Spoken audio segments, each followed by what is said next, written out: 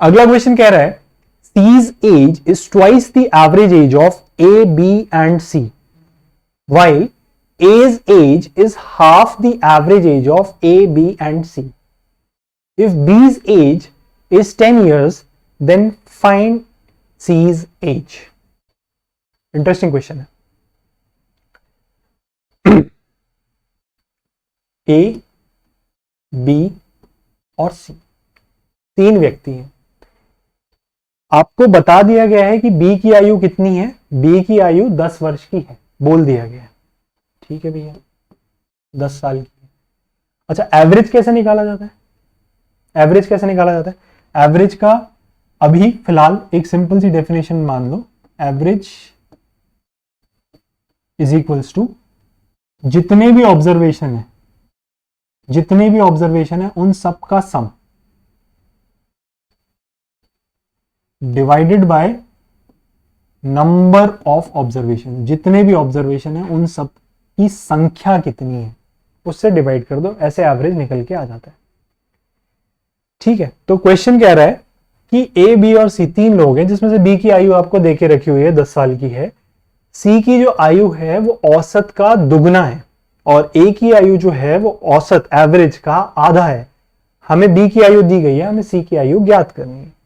तो a plus B plus सी यानी a plus B की जगह पे हम 10 पुट कर सकते हैं प्लस सी. इस पूरे को सबका सम किया और एवरेज की डेफिनेशन के हिसाब से डिवाइड कर दिया किससे? 3 से. ये एवरेज आ गया. इस पूरे एवरेज का यदि आप दुगना करते हो तो ये बराबर हो जाएगा किसके? सी की एज के. क्वेश्चन यही तो कह रहा है कि भैया सी की एज जो है वो एवरेज के दुगने के बराबर है. तो यहां पे इस इक्वेशन को अगर अपन सॉल्व करें, ये equation twice of A plus 20 plus twice of C बराबर है 3 times of C. Further simplify करें, 2c उधर जाके माइनस हो जाएगा तो c बराबर है 2a प्लस 20. एक इक्वेशन तो ये बन के आ रही है. इसको हम इक्वेशंस वाले अप्रोच से पहले देख रहे हैं, फिर डिफरेंट अप्रोच से देखेंगे. एक इक्वेशन ये आ गई. दूसरी इक्वेशन कह रही है कि ए की एज जो है वो एवरेज एज का कितना है? आधा है. तो एवरेज तो यही रहने वाला है, a plus 10 plus c divided by 3. इस पूरे का 1/2 कर दूं तो ये बराबर है किसके? ए की एज के. इस पूरे का अगर 1/2 कर दूं तो ये बराबर है किसके? ए की एज के. तो इस इक्वेशन को अगर सिंप्लीफाई करें, इस इक्वेशन को अगर हम सिंप्लीफाई करें तो a plus 10 plus C 3 times 2 is 6 उधर जाके क्रॉस मल्टीप्लाई आ जाएगा, 6a के बराबर आ रहा है. a जाकर के उधर माइनस हुआ तो 5a बराबर है c प्लस 10.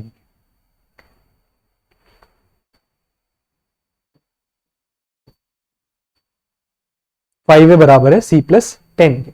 यहां से c की वैल्यू निकाल लो, सिंपली निकल के आ जाएगी 5a माइनस 10. यहां पे भी c की वैल्यू है 2a प्लस 20. दोनों को हम इक्वेट कर देते हैं तो 5a माइनस 10 बराबर है 2a प्लस 20 के. 2a प्लस 20 माइनस 10 उधर जाकर के क्या हो जाएगा? प्लस, और ये 2 इधर आकर के क्या हो जाएगा? माइनस. 5a में से 2a गया 3a, 10 उधर जाके प्लस हुआ बराबर 30. यानी a की एज कितनी निकल के आ रही है? 10. a की एज जैसे ही आपको 10 पता पड़ी तो 2 टाइम्स ऑफ a, 2a यानी कितना? 20 प्लस 20. तो c की एज कितनी निकल के आ गई? 40.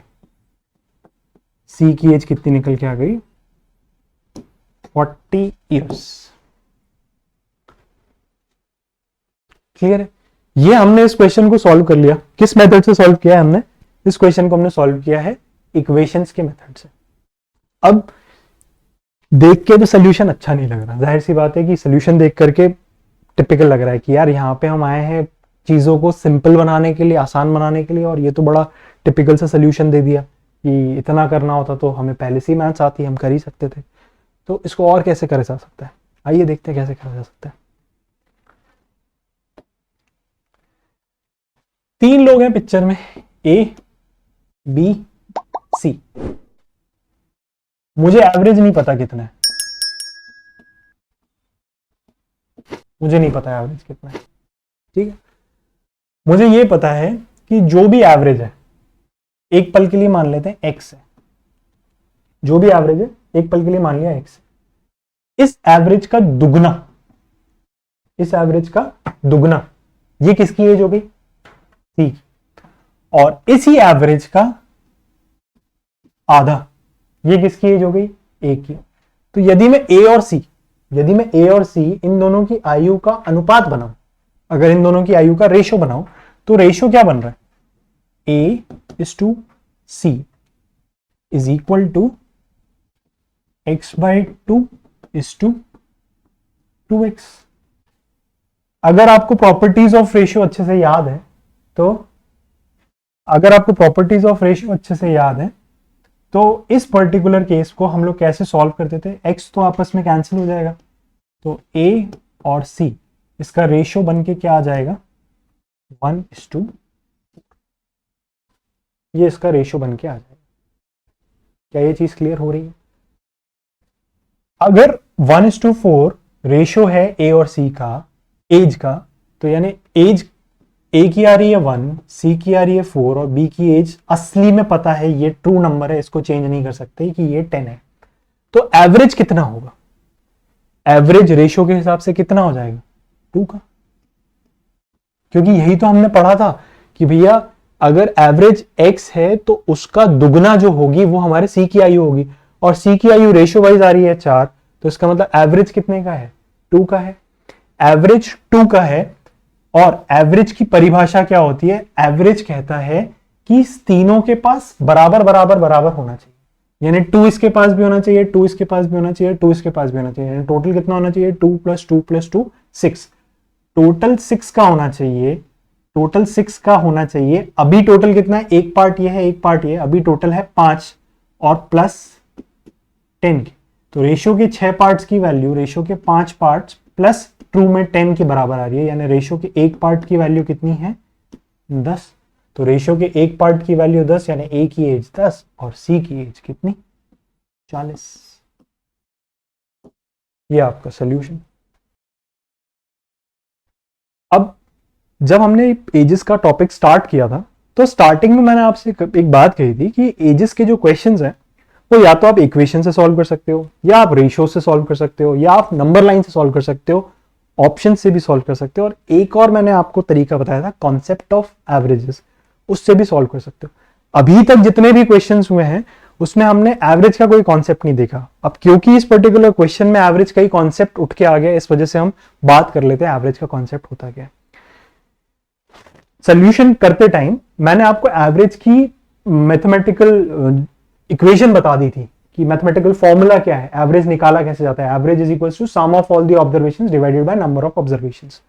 यानी अगर हमारे पास कुछ ऑब्जर्वेशंस है 10, 20, 30, 40 और 50, ये कुछ ऑब्जर्वेशंस हैं, तो एवरेज निकालने का तरीका क्या है, सबको प्लस कर लो, 10 और 20 30, 30 और 30 60, 40 100, 50 150, सम आ गया 150, डिवाइड कर लो, कितने ऑब्जर्वेशन थे, 1 2 3 4 5, 5 से डिवाइड कर लो, आंसर आ गया कितना, 30।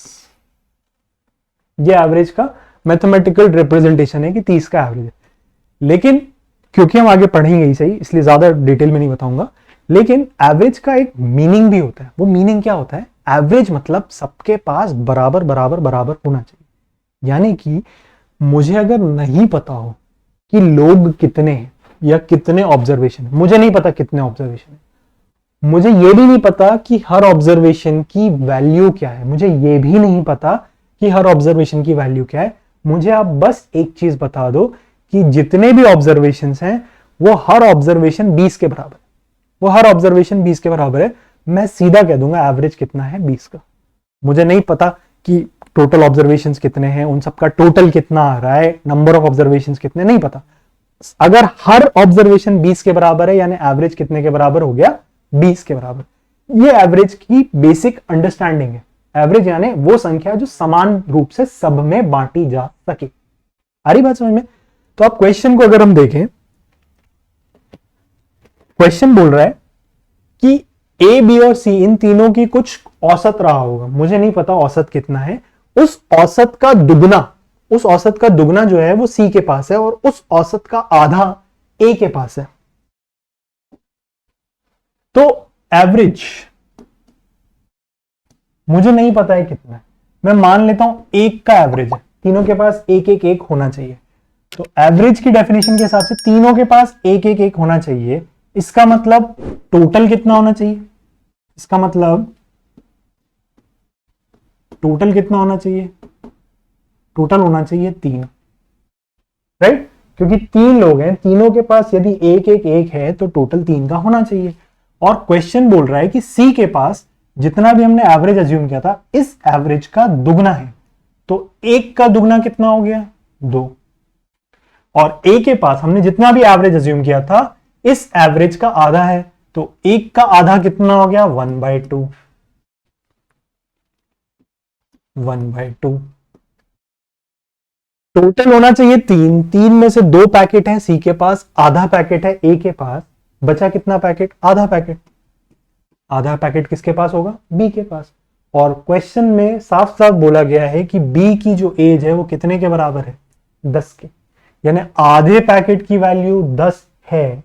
इसका मतलब ए की वैल्यू भी कितनी होगी, 10, और सी की वैल्यू कितनी होगी, आधा 10 के बराबर है, तो एक कितने के बराबर होगा, 20, और 2 कितने के बराबर होगा, 40। तो सी की एज कितनी निकल के आ गई, 40। सिंपल। सिर्फ हमें जानने की जरूरत थी कि एवरेज होता क्या है। जिस लोगों को, जिनको नहीं समझ आया हो, एक बार प्लीज रिवाइंड करना, देखना, आ जाएगा समझ में, कोई बहुत ज्यादा डिफिकल्ट लॉजिक नहीं है। अगला क्वेश्चन देखते हैं। अगेन एवरेज पे बेस्ड है। The average age of A and B 2 years ago was 26 years. ठीक है। If age of A 5 years hence is 40 years and B is 5 years younger to C, then find the difference between ages of A and C. Okay. 3 लोग हैं picture में, A, B, C. A और B का average देके रखा हुआ है हमको। कितने का एवरेज देके रखा हुआ है, 26 ईयर्स का, 26 साल का। और बताया गया है कि आज से 5 साल बाद A की एज 40 हो जाएगी। तो आज से 5 साल बाद ए की एज 40 हो जाएगी। इसका मतलब प्रेजेंट में ए की एज कितनी होगी, 35। कोई प्रॉब्लम? और जो एवरेज की बात करी गई है, एवरेज कब की बात करी गई है, आज से 2 साल पहले। आज से 2 साल पहले, तो आज से 2 साल पहले ए की एज कितनी रही होगी, 33। एवरेज हमें बताया गया है कितना था, 26 साल।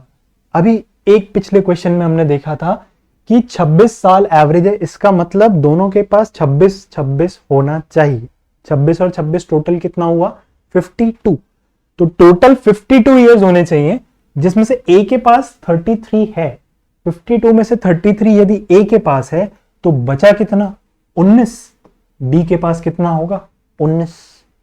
ठीक है, आगे देखें क्वेश्चन में क्या कह रहा है, B is 5 years younger to C.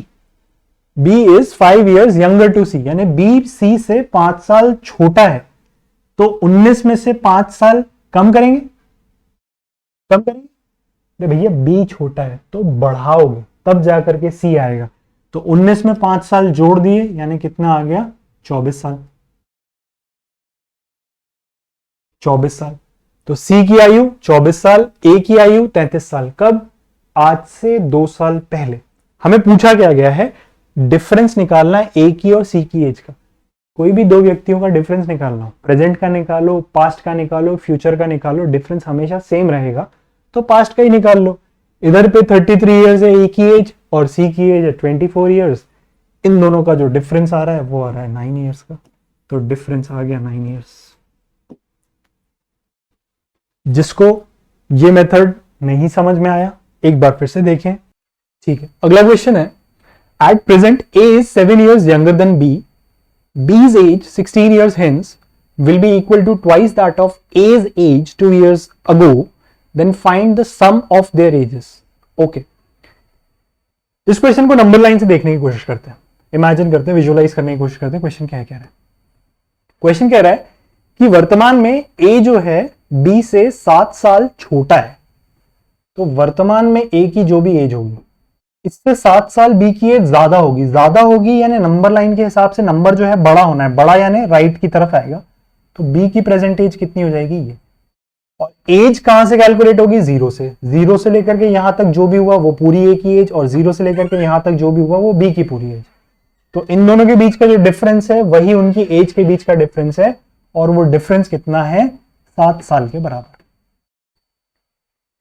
बोला है B's एज 16 ईयर्स हेंस, आज से 16 साल बाद, आज से 16 साल बाद यानी ये बी की जो ये फ्यूचर वाली एज होगी, और ये जो जितने साल आगे जा रहा है इसको अपन रेड से हाईलाइट कर देते हैं, ये 16 साल आगे जा रहा है, 16 साल बाद will be equal to twice that of age as 2 years ago, यानी ए की एज आज से 2 साल पहले जो रही होगी, ए की एज पहले वाली, पहले यानी माइनस में जा रहा है, कितने साल पहले? आज से 2 साल, तो ये वाला जो गैप है ये कितने के बराबर हो गया?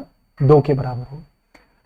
इसका जो रेशियो देके रखा हुआ है, B's एज 16 ईयर्स हेंस, यानी ये एज 0 से लेकर के यहां तक, will be equal to twice, दुगनी होगी किसका?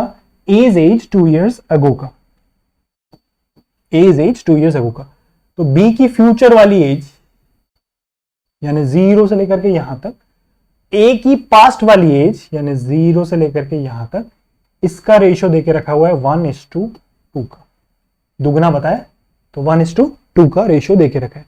ये पूरी वैल्यू 2 पार्ट्स के बराबर है, ये वैल्यू 1 पार्ट के बराबर है, इसका मतलब ये वाला जो गैप है, ये रिमेनिंग पार्ट, ये भी 1 के बराबर होगा। ये पूरा 2 है, इसमें से इतना 1 है, तो रिमेनिंग कितना हुआ? 1। अब इस 1 पार्ट की असली में वैल्यू कितनी दिख रही है? 2 साल ये, 7 साल ये, 9 और 16 यानी 25 साल। एक पार्ट की वैल्यू 25 साल है, इसका मतलब ये वाला जो 1 है ये भी 25 के बराबर होगा।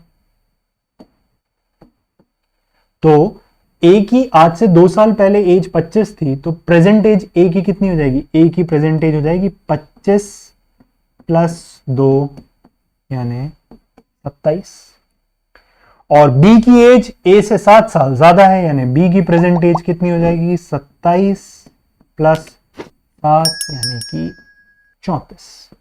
आपसे पूछा है दोनों की एज का सम, दोनों की एज का सम कितना आ रहा है?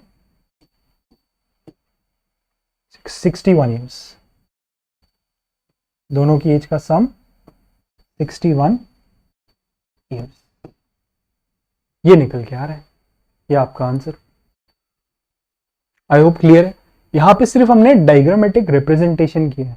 इस क्वेश्चन को आप बिना डायग्राम के कर सकते हो, कोई इशू नहीं है, लेकिन विजुअलाइज करने में थोड़ी सी दिक्कत आएगी। आपकी सहूलियत के लिए मैं एक बार कर देता हूं ये क्वेश्चन बिना डायग्राम के भी, देख लीजिए आप लोग। ए बी 2 लोग हैं, हमें पता है कि इन दोनों के बीच का जो डिफरेंस है, बी बड़ा है, कितने साल बड़ा है? 7 ईयर्स बड़ा है, ऑलरेडी बड़ा है।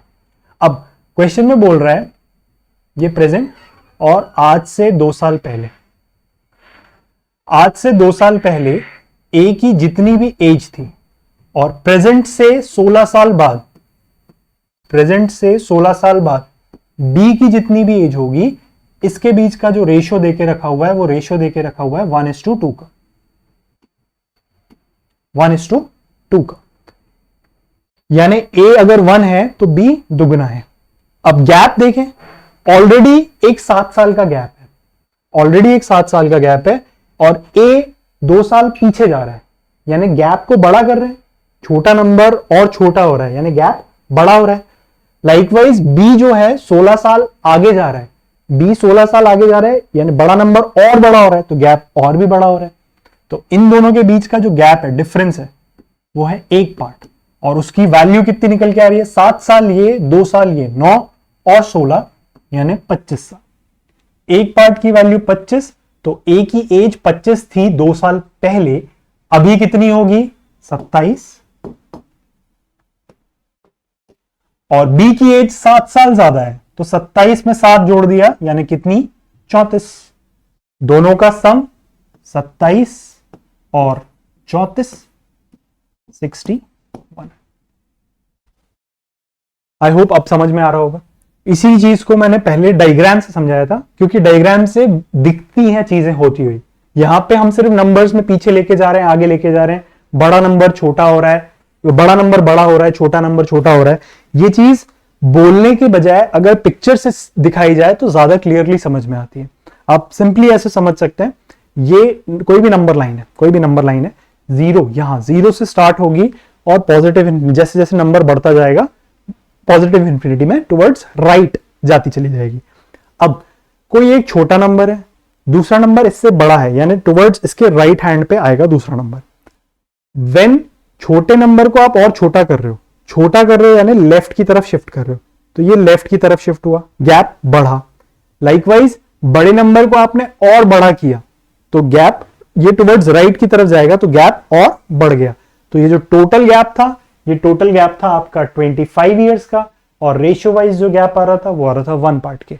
एक पार्ट की वैल्यू 25 थी, यानी ए की वैल्यू 25 साल थी आज से 2 साल पहले, प्रेजेंट एज 27 साल, इसमें 7 साल जोड़ दोगे बी की एज, दोनों का सम 61 इयर्स। नेक्स्ट क्वेश्चन देखते हैं। अगला क्वेश्चन है, A's age of 16 years ago is equal to C's age of 6 years hence. So C's age of 6 years hence. B is 2 years younger than C and the ratio of the present ages of A and B is 13:7. Then find the present age of C. Again data इतना ज्यादा है question में कि एक बार में compute करने में problem होगी। सो इट्स बेटर कि हम इसको तोड़ें और डायग्रामेटिकली कंप्यूट करें। डायग्राम ड्रॉ करते हैं।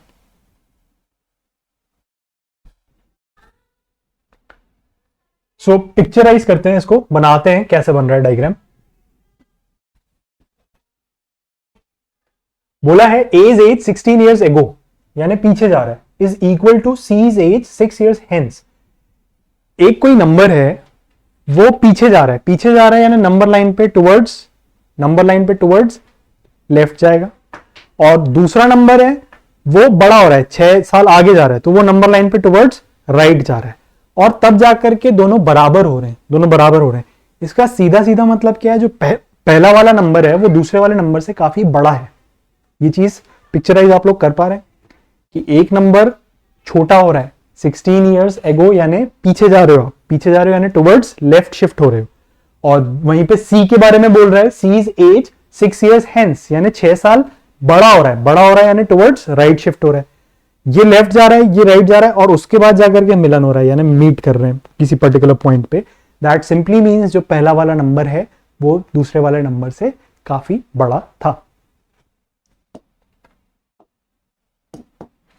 तो ए की प्रेजेंट एज यहां कहीं ले लेते हैं।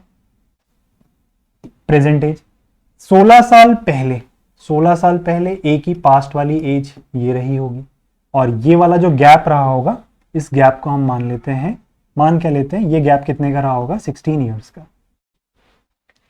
सी की एज 6 साल बाद इसके बराबर होगी, यानी यही सी की फ्यूचर की एज है, तो सी की प्रेजेंट की एज क्या रही होगी, सी की प्रेजेंट एज इससे 6 साल कम, यानी यहां कहीं सी की प्रेजेंट एज रही होगी, और ये वाला जो गैप है, ये वाला गैप 6 इयर्स के बराबर होगा।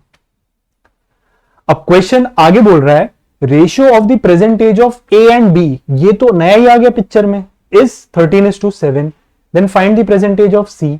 कहीं बी और सी का कोई रिलेशन दिया, ये लाइन में दिया हुआ रिलेशन, बोल रहा है B is 2 years younger than c, यानी बी खुद सी से 2 साल छोटा है तो टुवर्ड्स राइट जाएगा या टुवर्ड्स लेफ्ट, खुद आप एनालॉजी लगाइए, बी रहना चाहिए सी से 2 साल छोटा यानी टुवर्ड्स लेफ्ट, और ये वाला जो गैप है ये 2 साल का है।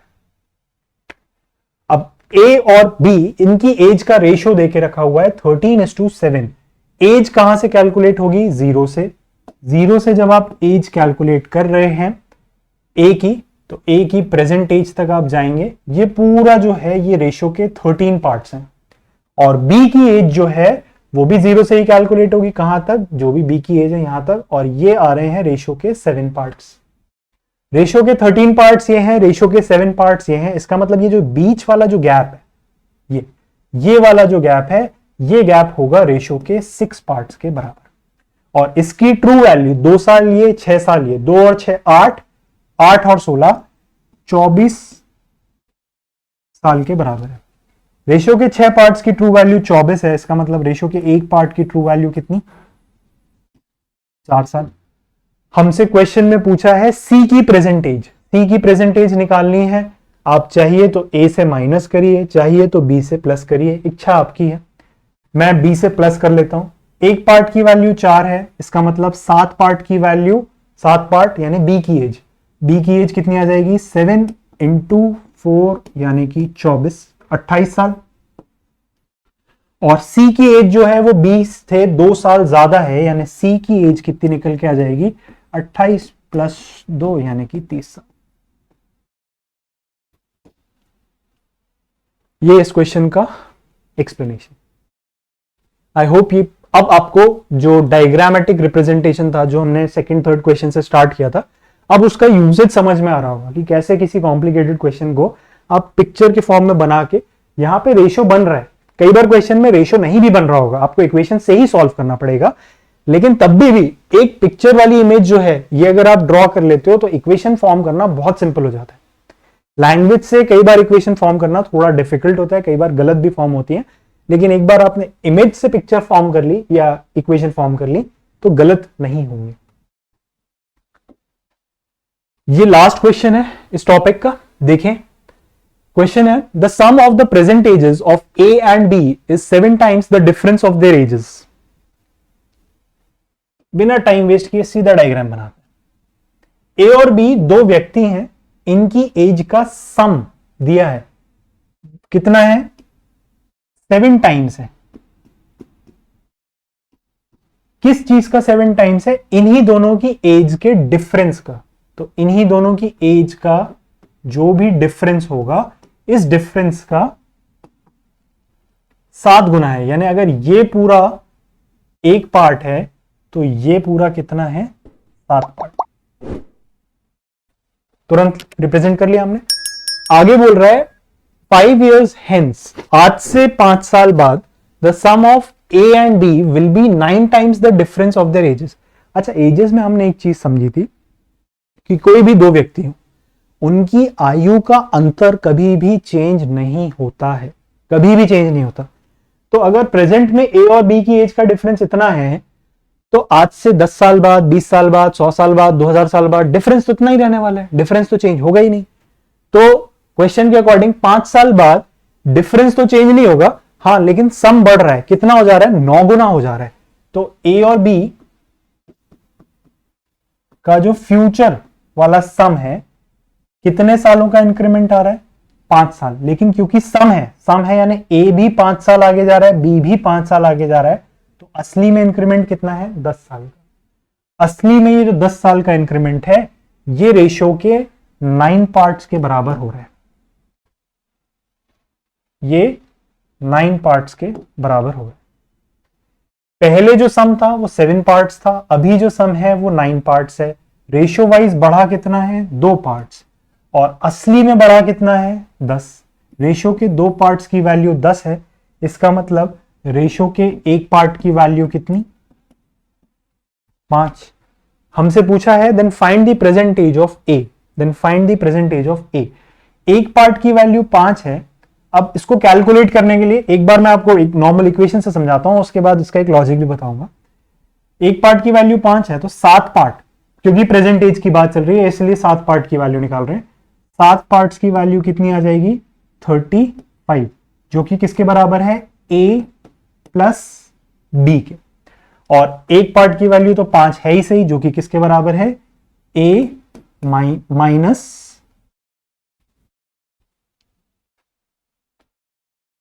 ए माइनस बी के।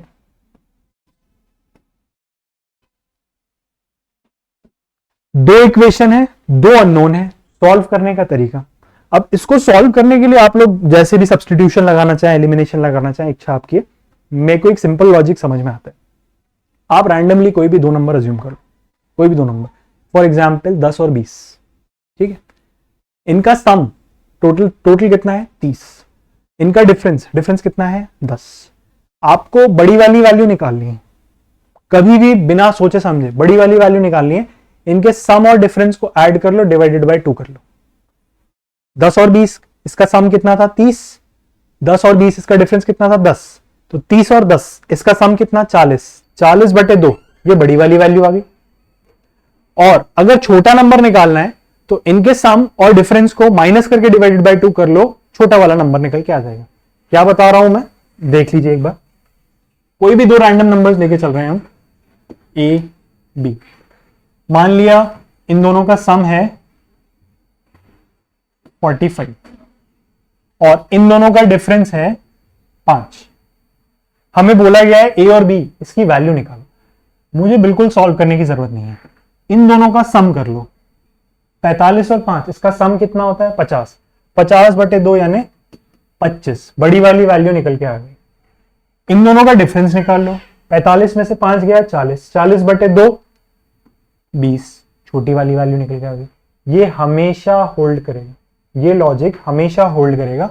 इसका सिंपल एक एक्सप्लेनेशन भी है, एक्सप्लेनेशन है सोल्यूशन में ही, कि a प्लस बी 45 के बराबर है, a माइनस बी 5 के बराबर है।